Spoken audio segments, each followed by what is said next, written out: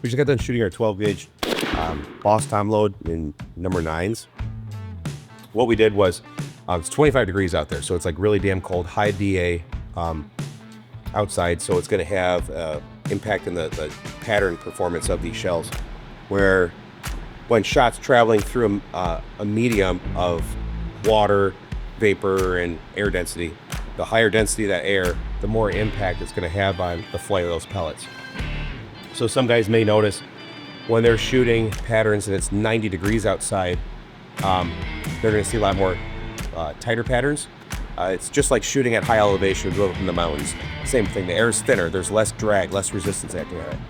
Well, today, right now, I would say we're probably at a close to like a negative 1,500 foot density altitude. So the air is really thick and heavy, and I didn't think it was going to be giving us the best patterns versus shooting in like turkey hunting weather, in the 40s to low 60s. So that said, results are great. What we're seeing is, it's like this is a 30-yard pattern, 40, 50. So, and I'm shooting this with just the bead on the top of my M1. Michigan turkey hunting for us lasts about 15 minutes. You're allowed one bird per year. It's super easy, so it's hard for me to justify putting all the crazy optics and sights on a gun and getting it set up for turkeys. So what we did with Boss Tom this year is we retooled 12, 20, 28 gauge to use the wads that we're now making ourselves. So it started off, I guess the essence of the Boss Tom wads now are modified Warchief wads that were originally intended to be used for steel shot. So you guys are going to see later on this spring, we're going to be releasing a dove load, and then if powder supply ever allows, we're going to be releasing a non-toxic trap load.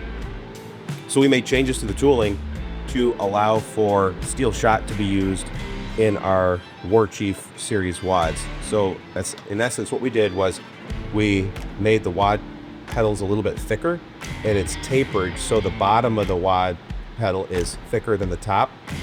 But we added more material overall just to add a little bit more protection against shot scrubbed down the barrel with hard steel shot.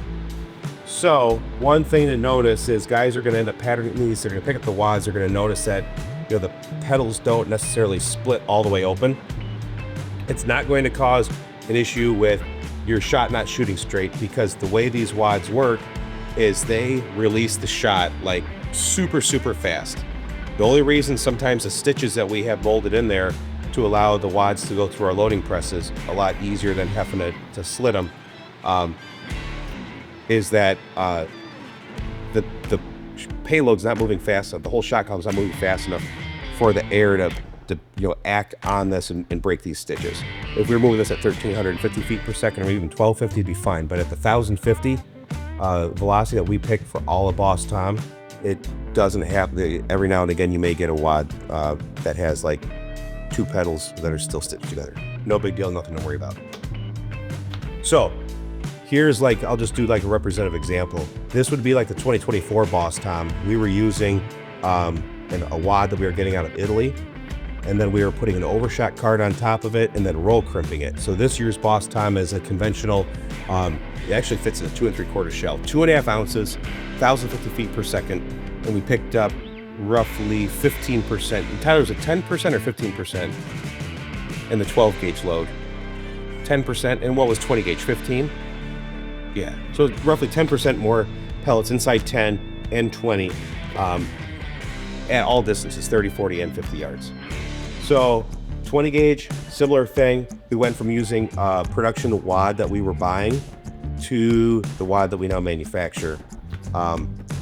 Again, this wad is the magic that makes our Warchief line, our Wolfram line, now Boss Tom, soon to be Legacy, as all this technology kind of transfers down as we burn inventories to all the wads we were buying. That's what really makes these shells perform a lot better than they have in years past.